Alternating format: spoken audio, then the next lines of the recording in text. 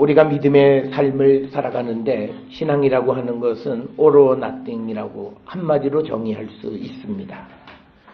믿음은 전부를 드리는 것이지 어떤 부분을 드리는 것이 아니다라고 하는 겁니다. 그래서 오늘 세상을 살아가는 성도들은 자기에게 있는 한 부분만 하나님 앞에 드리고 그것이 내가 해야 될 바를 다 했다 생각하는 사람들이 많은 이 시대에 그렇기 때문에 신앙생활을 하는 사람들도 내면의 갈등을 가지고 있습니다. 내가 어느 정도 하나님께 드려야 하는가, 또 이 정도면 되지 않았겠는가 라고 우리 자신에게 스스로 질문하면서 혼돈스러워 하는데 우리가 성경을 통해서 보면 하나님은 우리에게 모든 것을 드릴 것을 요구하시는 겁니다. 그래서 드리느냐 안 드리느냐의 문제지 얼만큼이라고 하는 개념은 없다. 믿음도 믿냐 믿지 않느냐의 문제지 내가 이건 믿고 요거는 믿지 않는다. 이런 믿음은 없다라고 하는 것을 우리는 분명히 깨달으셔야 되겠고 우리가 그런 믿음의 모습은 예수님이 우리를 구원하기 위해서 당신을 십자가에 그냥 단번에 들이신 것을 통해서 우리는 잘 알 수가 있습니다. 예수님이 나는 귀한 자니까 나는 요번 기회에 요만큼만 내가 너희들을 위해서 헌신하겠다 이런 말씀이 아니라 우리를 구원하기 위해서는 당신 전체를 십자가에 들이셔서 우리를 구원으로 인도하신 그 삶을 따라가는 것이 우리의 삶이라면 우리도 하나님 앞에 온전히 전적으로 우리 자신을 드리는 자가 되어야 한다. 특별히 우리가 예수님이 우리에게 가르쳐 주신 마가복음 10장 29절 30절에 보게 되면 예수님과 복음을 위해서 집, 형제, 자매, 아버지, 어머니, 자식 그리고 전토를 벌인 자는 현세와 내세에서 복을 받는다. 이렇게 말씀을 합니다. 그러니까 성경에서 우리에게 복을 얘기할 때 복 받는 사람의 원리가 있어요. 하나님 앞에 전부를 드리면 하나님은 그것에 대해서 다시 100배의 복을 우리에게 주신다라고 하는 거예요.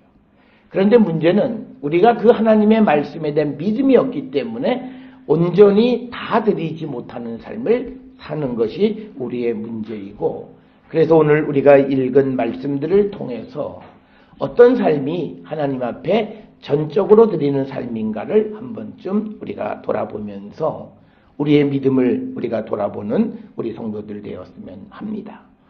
예수님은 누가복음 14장 33절에서 너희 중에 누구든지 자기의 모든 소유를 버리지 아니하면 내 제자가 되지 못한다. 이렇게 말씀하셨습니다.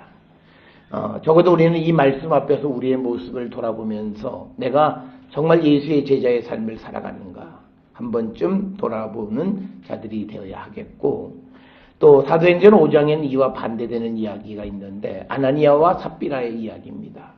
이 부분은 사도들이 복음을 전하는 일을 위해서 열심히 헌신적인 삶을 살아가지만 그러나 그는 성령을 속이고 또 부분만 드림으로 인해서 오히려 하나님으로부터 죽임을 당하는 이야기가 사도행전에 기록이 되어 있습니다. 따라서 성경은 우리에게 온전한 드림을 강조합니다. 그러면 왜 성경은 우리에게 이 드림에 대해서 그렇게 강조하고 있을까? 그건 성경의 대답이 있습니다. 신명기 14장 23절에 보면 하나님께 드림은 곧 하나님을 경외하는 것이라는 거예요. 내가 주님을 사랑하고 내가 주님을 경외하고 내가 주님을 믿습니다라고 하는 것을 말로는 하면 말에 대한 행실이 뭐냐? 드림이라고 하는 거예요. 그게 성경의 가르침입니다. 그런 맥락 속에서 우리가 정말 내가 주를 위해서 전적으로 내가 살아가겠습니다 라고 이야기하면 우리가 하나님 앞에 드리는 삶, 하나님을 경외하는 삶을 우리가 살아야 된다라고 하는 것이고 이처럼 우리가 하나님께 온전히 드리는 삶을 사는 것은 내가 하고 싶은 대로 하는 것이 아니라 하나님의 요구에 응답하는 삶을 살아가는 것이고 하나님 앞에 온전히 드린다라고 하는 것은요. 그것은 이웃들에게도 온전하게 드리는 삶을 사는 겁니다. 우리가 지난 주간에 하나님을 사랑하는 것, 그것은 곧 이웃을 사랑하는 것과 같은 것이고 내 몸과 같이 이웃을 사랑해야 된다라고 하는 말씀을 우리가 나누었습니다. 그래서 우리는 하나님에게 내가 모든 것을 드린다면 그 사람은 이제 보이는 내 주변의 이웃들을 위해서도 내가 드림의 삶을 살아야 된다라고 하는 겁니다. 이 말씀도 신명기 14장 28절에 보면 11조 3년마다 그 11조를 가난한 이웃들을 위해서 나누어 주라 이런 말씀이 있는 겁니다. 즉 11조는 하나님께 드리는 건데 그것을 이웃에게 나눠준다는 의미는 곧 하나님을 사랑한다라고 하는 것이 곧 이웃을 사랑하는 것과 같은 개념이라고 하는 것을 우리에게 가르쳐 주시는 그런 말씀입니다. 따라서 우리는 우리가 하나님 앞에 온전히 우리를 드릴 때 하나님은 또 온전한 구원을 우리에게 베풀어 주시는 분이시다는 겁니다. 그래서 우리는 하나님 앞에 온전히 드리는 삶을 살아야 하는데 오늘 우리가 읽은 열왕기상 17장 8절에서 16절에 엘리야가 사르밧에서 그 과부를 만난 이야기 8절부터 16절의 이야기는 이웃에게 나누는 삶, 그런데 그 나누는 것이 내가 여유 있어서 나누는 것이 아니라 나에게 있는 마지막의 것을 내 대신에 그 가난한 그 다른 사람을 위해서 사용할 줄 아는 이 과부에게 하나님의 은혜와 복이 임하셨다라고 하는 겁니다. 그래서 오늘 주시는 이 열왕기상 17장 8절부터 16절의 말씀은 엘리야가 이제 하나님의 말씀을 그에게 전합니다. 그런데 그 여인에게 엘리야가 나한테 먹을 것이 좀 달라 그랬더니 난 먹을 게 없고 밀가루통에 이제 한 움큼이 있고 기름이 조금 있는데 이제 이것 먹고 우리 아들하고 먹고 그 다음에 식량이 없으면 굶어 죽을랍니다. 이렇게 대답을 해요. 그런데 이 염치 없는 이 예언자가 딱 가서 하나님 말씀이라고 얘기하면서 그거 갖고 먼저 나를 좀 먹여주고 그랬을 때 이 여인이 그 하나님의 말씀을 듣는다는 거예요. 그러면서 그가 옆에 있는 다른 사람의 필요를 먼저 채워주는 삶을 사는 거예요. 이 말씀은 오늘 우리는 성경을 통해서 예수께서 우리에게 이웃을 사랑하고 나누라는 말씀을 수없이 외쳐요. 그럼에도 불구하고 우리는 여러 핑계를 대면서 그 가난한 이웃들에게 나누는 삶에 대단히 인색한 삶을 살아요. 그렇기 때문에 우리에게 은혜가 없는 겁니다.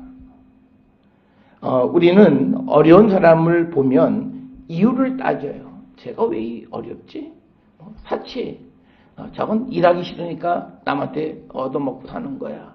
그리고 저 뒤에는 거대한 조직이 있어. 저건 줄 필요도 없어. 하여튼 우리는 안 줄 이유 10가지를 찾아요. 그런데 우리가 어떤 이유를 찾아도요. 하나님 말씀 한마디가 그 10가지, 100가지 이유보다 더 중요한 거예요. 그래서 우리는 나눔의 삶을 살아야 되는데 우리는 대단히 이웃에 대해서 인색하게 살아요. 오늘 주시는 이 사르밧의 과부가 멍청해서가 아니에요. 이 여인은 하나님의 말씀을 듣는 여인이었기 때문에 하나님의 말씀이라고 하니까 그 말씀을 듣고 그것을 가지고 엘리야를 먼저 먹여주는 거예요. 자기의 마지막 남은 양식이에요. 넘쳐나는 것이 아니라 딱 자기에게 있는 아주 마지막 그것을 가져다가 배고픈 사람의 배고픔을 해소시켜주는 그 사랑을 베푸는 것. 그럴 때 하나님이 그에게 주신 축복이 무엇인가를 우리는 오늘 주시는 말씀에서 읽는데 그 여인의 집에 그 밀가루통의 밀가루가 이제 그치지 않고 기름통의 기름이 그치지 않는다는 거예요. 그러니까 그 여인은 먹고 사는데 아무런 지장이 없는 삶을 살게 되었다는 이야기입니다. 우리는 예수님께서 행하신 오병이어의 기적 또는 4,000명을 먹이신 사건을 압니다.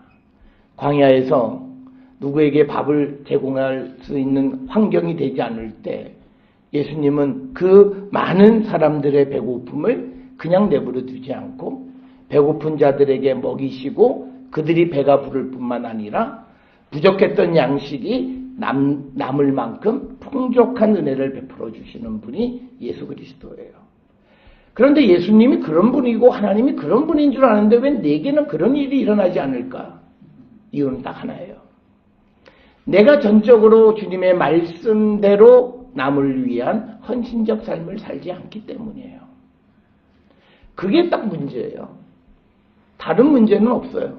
그래서 우리는 오늘 주시는 이 말씀을 통해서 우리는 하나님의 말씀에 대한 신뢰, 그리고 또 우리의 이웃을 돌보는 삶이 얼마나 소중한가를 깨닫고 우리는 하나님 그리고 이웃에 대해서 정말 내 있는 마지막에까지도 그들을 위해서 쓸 수 있는 올인할 줄 아는 그런 삶의 자세를 갖는 것. 그게 성도의 모습임을 오늘 우리에게 가르쳐 줍니다. 따라서 우리 모든 성도들이 어렵고 힘들 때요, 움켜잡으면 더 어려워져요. 어렵고 힘들 때 이거 손을 펴서 남을 돕고 어려운 사람을 도울 때 하다못해 하나님이 그 손을 채우세요. 그게 어려울 때를 살아가는 방법입니다. 제가 여러분들에게 말씀드렸을 거예요. 처음 학교 관두고 나서 이제는 긴축재정을 해야 되겠다. 그래서 교회가 하던 선교도 안 하고 그냥 그런데요. 그때는 너무너무 어려워지는 거예요. 이건 새돈 낼 돈도 안 생겨요. 퇴직금 갖다가 막 꼬라박아도 이게 계속 부족한 거예요. 원인이 딱 하나예요. 말씀으로 비춰보니까. 움켜잡고 사람의 머리로 살아가는 거예요. 그러면 더 말라버려요. 그래서 이게 아니구나. 어려워도 우리가 기본적으로 해야 될 일은 해야 되겠다라고 하는 거. 그때부터 하나님은 우리에게 기회를 주셔서 우리가 다시 중국 선교도 계속 하실 수 있게 기회를 주시는 거예요. 여러분, 우리가 사는 시대가 점점 어려운 시대로 갑니다. 그래서 우리가 마음을 다잡는데 내가 쓰는 지출을 줄이는 것, 물론 그건 필요한 일이에요. 그런데 내가 하나님의 말씀을 가지고 다른 사람들을 돕는 일에 인색해지면 우리의 삶은 궁핍해집니다. 그게 성경의 가르침이에요. 그러니까 이거는 세상의 경제학자가 설명할 수가 없어요. 경제학으로는 도대체 말이 안 되는 건데 삶으로 우리가 느끼는 삶은 바로 그런 삶이에요.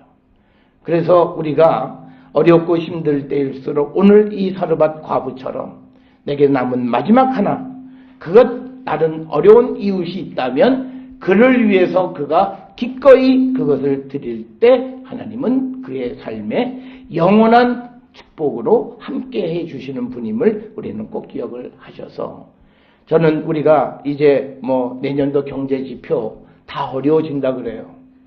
여러분, 그렇지만 우리가 마음이 넉넉한 사람이 되셔야 됩니다. 그래서 내가 통장에 돈 쌓아놓고 늘 부족하다 안달하는 그런 아주 인색한 삶을 살아가는 사람이 아니라 우리가 여유로운 삶, 그리고 내가 없지만 그러나 내 있는 마지막의 것을 어려운 이웃을 위해서 도울 줄 아는 그런 마음을 가지고 살아갈 때 하나님의 축복이 우리에게 임하심을 우리에게 가르쳐주는 그런 말씀이 오늘 우리가 첫 번째로 읽은 열왕기상 17장 8절에서 16절의 말씀이 되겠습니다. 그래서 우리는 이웃에게 우리가 올인하는 삶을 사는 것이 하나님께 올인하는 삶과도 같은 것임을 우리에게 가르쳐주고, 오늘 우리가 두 번째로 읽은 마가복음에 있는 말씀에 이 과부의 헌금에 대한 예수님의 가르침입니다. 예수님은 우리에게 많은 양을 내라고 말씀하지 않으세요. 그런데 예수님이 항상 지켜보시는 건 뭐냐면 네가 나에게 드리는 것이 너의 가진 것에 얼마나 되는가, 이런 거예요. 1억이 있는 사람이 100만 원 내는 것보다는 10,000원 있는 사람이 5,000원 내는 게 훨씬 더 크다고 말씀하시는 거예요. 오늘 주시는 본문에서 두 렙돈은 500원짜리 동전 2개예요. 그렇게 아주 작은 돈이에요. 그러니까 액수로는 작지만 그러나 그것이 그 여인의 생활비 전부라는 거예요. 그래서 그걸 하나님 앞에 드렸을 때 가장 많이 하나님 앞에 드린 사람이라고 평가하시는 겁니다. 여러분, 우리가 이 말씀을 통해서 우리가 하나님 앞에 헌신하는 삶을 살아갈 때 우리의 모습을 한번 돌아보셔야 돼요. 나는 어떻게 하나님 앞에 헌신하는 삶을 살았고 하나님 앞에 드리는 삶을 살았는가? 그러니까 오늘 우리가 열왕기상 17장에 있는 사르밧 과부나 오늘 등장하는 마가복음 12장에 나오는 이 과부의 특징이 있어요. 이웃에게 자기에 있는 모든 것, 하나님에게 자기에 있는 모든 것을 드리는 거예요. 즉 우리가 주를 위해서 살아가는 삶의 가장 전형적인 모습이 이 두 여인에게서 우리가 발견할 수 있다라고 하는 거고, 이 모습을 통해서 우리의 삶을 한 번쯤 우리가 돌아보면서 나의 헌신의 삶은 어떤 것이었는가? 우리는 내가 좀 벌면 적당히 내가 어려운 사람을 돕고 나는 할 만큼 했다고 생각해요. 그러면 하나님은 콧방귀도 안 퀴세요.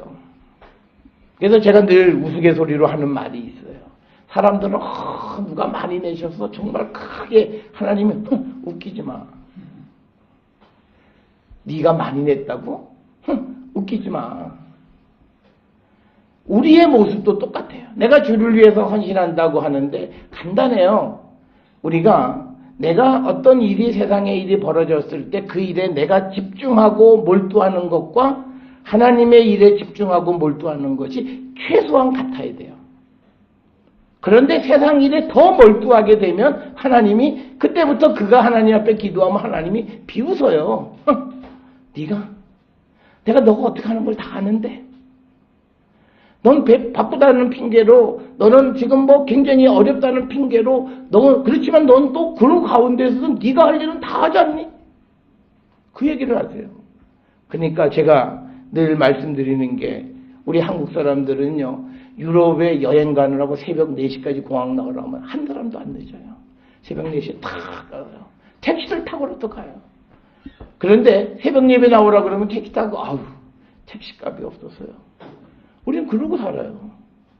그러니까 하나님은 섭섭하신 거예요. 왜? 우리의 심보가 다 드러나 보여진 거예요. 이미 너가 누구를 더 소중하게 여기고 누구를 더 중요한 것으로 생각하고 있는지가 드러난 거예요. 오늘 주시는 이 본문에서 예수님은 우리에게 많은 양을 위한 것이 아니라 그가 있는 전부를 나를 위해서 드리는 자이냐를 말씀하시는 겁니다. 그래서 내가 할 수 있는 최대의 노력으로 최고로 내가 하나님 앞에 하는가, 그걸 우리에게 보신다라고 하는 거예요. 전에 항상 이 수험생 부모들은요, 이 시험 때에 올라요. 이 교회에서도 뭐 하다가도요, 아이 밥 해주러 쫓아가요. 교회에서 뭐 하다가도 나 우리 애 지금 밥 해주러 간다고 그냥 쫓아가요.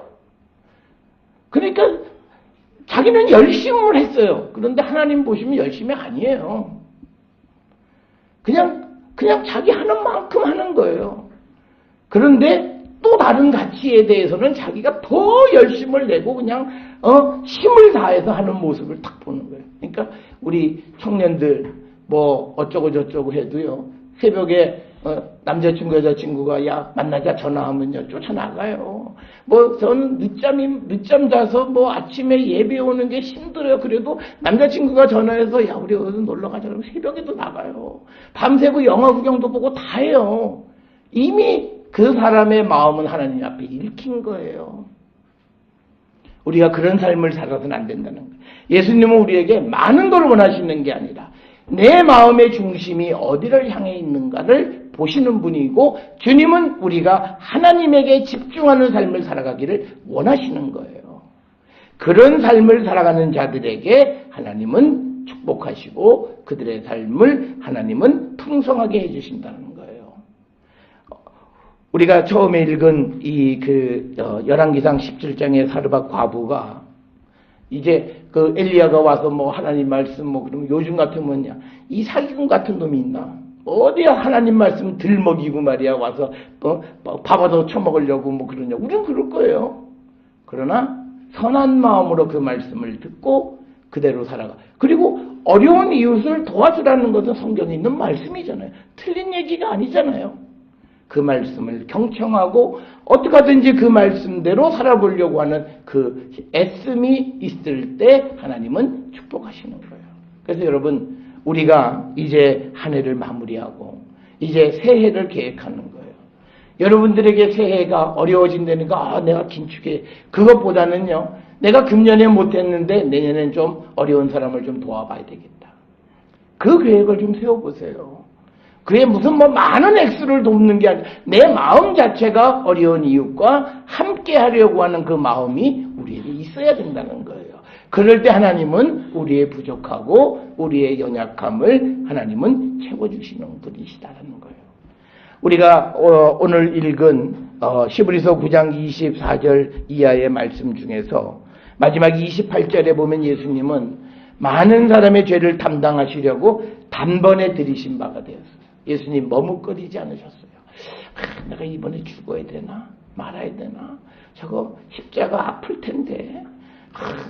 뭐 어떡하지? 나 대신에 베드로를 대신 보낼까? 요한을 보낼까? 안드레를 보내볼까? 그 고민하지 않으셨어요. 물론 잠깐 겟세마네에서 이 잔을 피할 수만 있다면 내게서 피하게 해달라고 하셨지만 그러나 아버지의 뜻대로 해달라고 말씀하시면서 단번에 자기를 드리신 거예요. 자기의 전 생명을 우리를 구원하기 위해서 그렇게 드리신 분이 예수 그리스도예요. 우리가 십자가의 보혈 그러는데 이 보혈은 예수님 전체를 우리에게 한 번에 드리셔서 우리를 구원하신 하나님의 사랑이에요. 우리가 이 사랑을 입고 세상을 살아가는데 우리가 살아가면서 이 사랑을 입은 사람이 다른 사람들에 대해서 인색하면 여러분 우리가 비유에도 나왔잖아요. 큰 빚을 탕감받은 자가 작은 빚 진 자들에게 아주 잔인하게 굴 때 하나님 다시 불러서 그를 잡아오게 가두는 것을 우리는 압니다.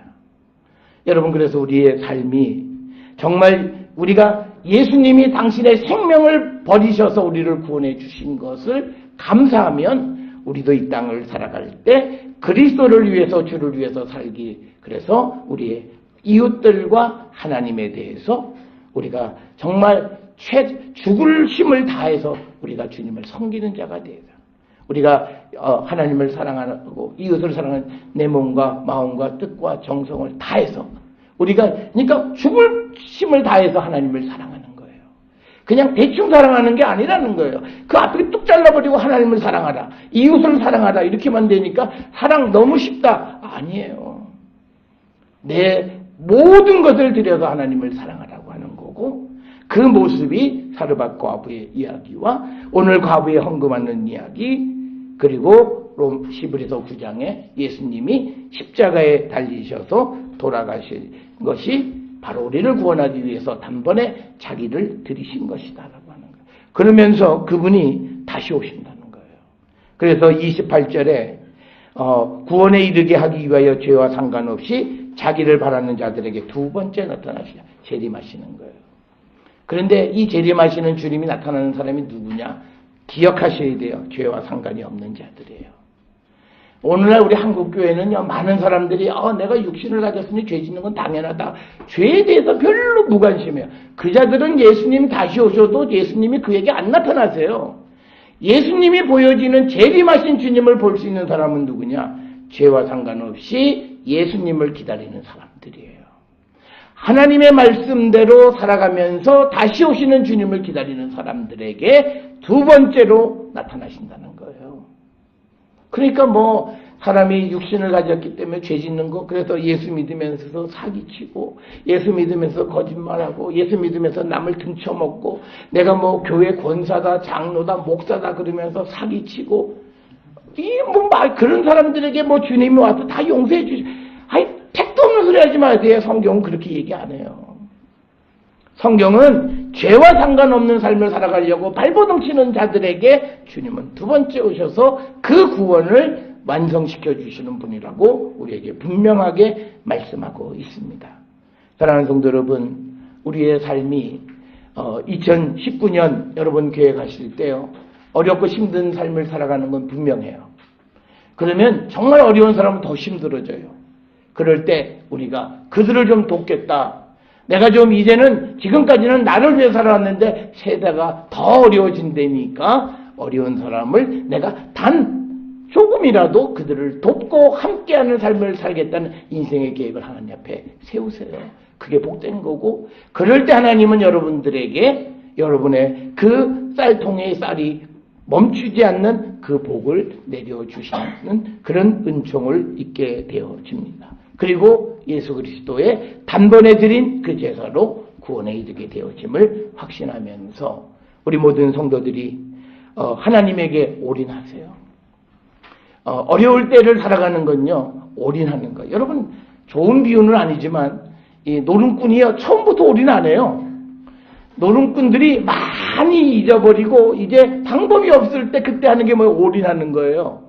그래서 야, 지금 나 다 엎어치기 뭐 그러고 아주 뚝딱 망하는 거예요. 그런데 하나님 앞에 어렵고 힘들고 내가 아무리 발버둥 쳐도 안 될 때 그때 하나님 앞에 내 인생을 올인하세요. 그때 하나님이 여러분을 도우세요. 그냥 미적 그냥 경계인처럼 한 발은 세상 한 발은 하나님. 그래서 요때는 한 발 들고 한 번은 요때는 좌측발 들고 우측발 좌측발 그렇게 하다가 스텝이 꼬여서 꽈당 하는 거예요. 그러지 말고 완전히 하나님께로 넘어가서 하나님에게 올인하는 삶을 살 때 하나님 우리를 받아주시고 우리를 위해서 예수 그리스도를 보내셔서 우리가 어떤 어려움 속에 있을지라도 우리를 구원해 주시는 구원의 능력 있는 그 하나님께 올인하며 살아가는 우리 모든 성도들이 될 수 있기를 주의 이름으로 축원합니다.